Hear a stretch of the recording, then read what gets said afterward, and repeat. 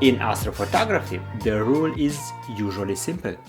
You get what you pay for.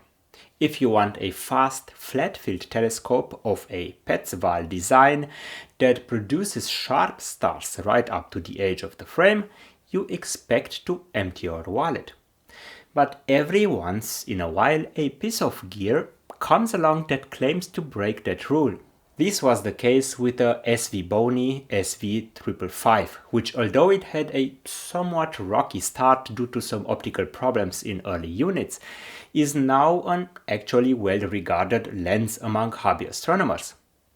So now they released its smaller brother, the SV545, and just like before, the spec sheet makes some bold claims. So stick around to see if it's actually a hidden gem or did they cut too many corners.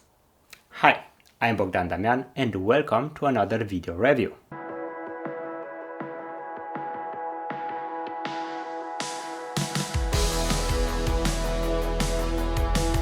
Alongside the existing SV545, SVBONY just released two more variants of the same Petzval design. The SV545 I'm reviewing today and a smaller variant, the SV535. The SV545 is what we call a wide-field astrograph. At 203mm focal length, this isn't for any kind of planetary astrophotography, except maybe for the moon.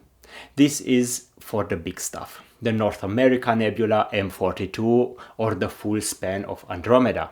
To capture those targets, you need speed. The scope operates at f4.5, which in the world of optics, it's fast. It means that you can capture more signal in less time compared to a standard f6 or f7 telescope. But the real magic of the Petzval design used here is the plug-and-play nature of the optics. It's designed to be as simple as a camera lens, but with the precision of a telescope. SVBONY claims the SV545 uses ED glass to control chromatic aberration and field flattening elements. Now the big question is, can a telescope this small actually handle a full-frame sensor? On paper, yes. The SV545 projects a 44mm image circle, which is just enough to cover the 43.3mm diagonal of a full-frame sensor. But how good this actually works, we'll see later in the video. So on paper, this sounds interesting, which is why I got really excited when SVBONY sent me a unit to review. And while this is very generous of them, I need to make it clear that my opinions are my own and they didn't influence the verdict of this video in any way. Alright, with this out of the way, let's see what's inside the box. Opening up the box, SVBONY makes a good first impression, including a lot of accessories with the telescope.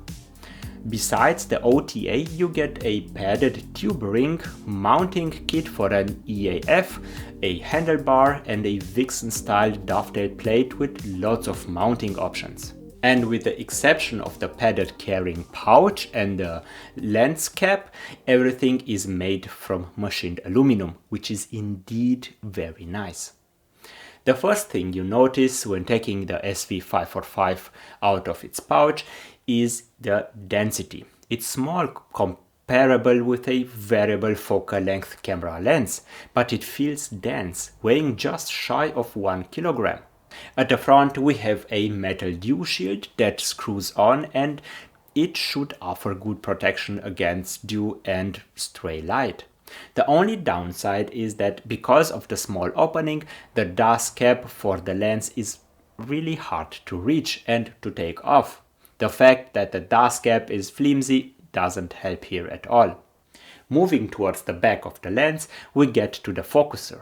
It is of a helical design and features a smooth rotation with a good amount of resistance. It is stiff enough that gravity won't shift your focus when the camera is pointing straight up. And while we are admiring the outside of the lens, let's talk about what's happening on the inside. The SV545 packs a 5-element optical design arranged in 3 groups. You have the SFPL51ED objective up front to control chromatic aberration, paired with mid and rear correcting elements that flatten the field. All lens elements are fully multi-coated to maximize contrast and hopefully eliminate those nasty internal reflections on bright stars. It also features a built-in rotator at the back, which is essential for framing those wide nebula targets we talked about. Moving further towards the back of the telescope, we find an M48 threaded opening to which, with the right adapter, you can connect all sorts of accessories, such as filter drawers, extension tubes, camera adapters, and of course the camera itself. A word of caution here. Trying to attach a DSLR directly to the telescope using an M48 adapter will be fine physically, but the sensor in this case is too close to the telescope so that you won't be able to reach focus. Increasing that distance by a few millimeters by using a spacer or filter drawer is necessary. The locking screws for the focuser and rotator are another area of potential improvement. While they function as intended, I would prefer them to be slightly taller and have a different color. This change would make them easier to locate and grip when operating the telescope outdoors, eliminating the need to fish for them in the dark. Alright, let's stop looking at the tube and start looking at what the SV545 can actually deliver. I had the SV545 for a couple of weeks now and had the chance to test it on multiple occasions during nights with good seeing conditions under Bortle 4 skies. For all the tests, I have paired it with the SV705C color camera, different filters depending on the target, and an on-step powered EQ5 mount. As I started testing, my first point on the agenda was to see if the SV545 suffers from the same issues the initial batch of the SV555 suffered from, the inability to focus without spacers. And to my relief, this isn't the case with the SV545. Right from the get-go, I could focus on the target without a problem. After a couple of test shots, I started the main sequence in Nina on M51, the Whirlpool galaxy. Even though the crescent moon was over the horizon, the SV545 managed to capture a few nice details during the roughly 1 hour of exposure time. Here I had a UV IR cut filter attached and only made some minimal post-processing adjustments. If we examine the corners and edges of the captured image, we can see that the field is very flat, with the stars still looking round right up to the edge. But this should come to no surprise, as the telescope's ability to expose a 44mm wide area is far beyond the capacity of the 705C's sensor to fill. To test this aspect, I asked my friend Stefan if he would be able to take a quick test shot using his SV545 paired with a Canon 6D full-frame DSLR camera, and thankfully he did. Here is a 12-minute exposure of M45, the Pleiades. As you can see, the SV545 doesn't have any problems fully illuminating a full-frame sensor right up to the edges. There is no hint of vignetting or light fall-off at all, which is very impressive since the actual aperture of the telescope is only 1.7mm wider than the sensor. A different target I wanted to test the telescope on was M42, aka the Orion Nebula. Here is the final and minimally altered image. It's made out of roughly 1 hour of exposure, and even though I didn't use a dual band filter and the crescent moon was high in the sky, the SV545 still managed to capture some nice details.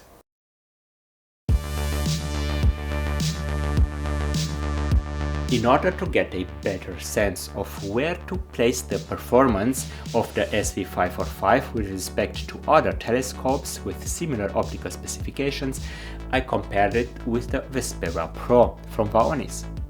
Even though the Vespera Pro is a telescope that does everything internally, from framing, image acquisition and stacking to outputting a final image, it is still bound to the laws of physics, and its 50mm f5 optical system is close enough to that of the SV545 so that the results of a direct comparison should be interesting to see.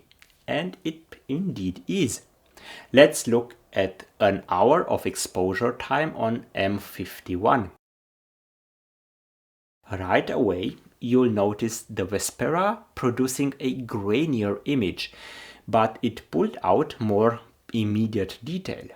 Here we have to remember this is mostly a result of the processing pipeline. The Vespera did all of this heavy lifting automatically.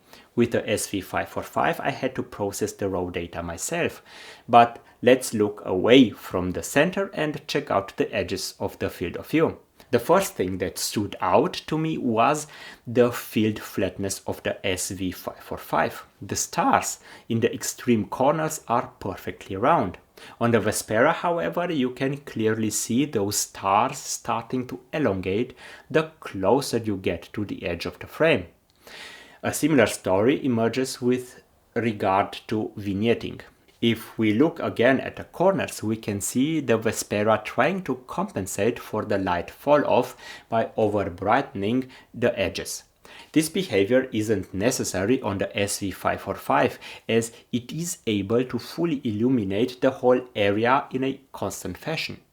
As for chromatic aberration, both these telescopes managed to almost completely eliminate it. That is a massive testament to the quality of the optics and coatings used in both units. So to wrap this up, for a budget-friendly Petzval astrograph, the SV545 delivers exactly what it promises: sharp, round stars right up to the edge of the frame. Over the last few weeks, I've come to really enjoy working with it. The build quality is top-notch and the optics are great as well. However, you have to know what you are signing up for.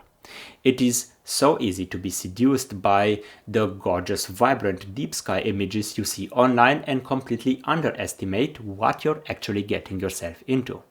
The reality is that the learning curve of manual astrophotography is steep and technical skill is just as important as the telescope itself. The SV545 is a purely manual experience and your final image will only be as good as your post-processing skills. It wasn't by chance that I compared it directly to the Vespera Pro.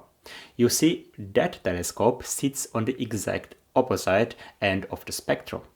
It offers total automation.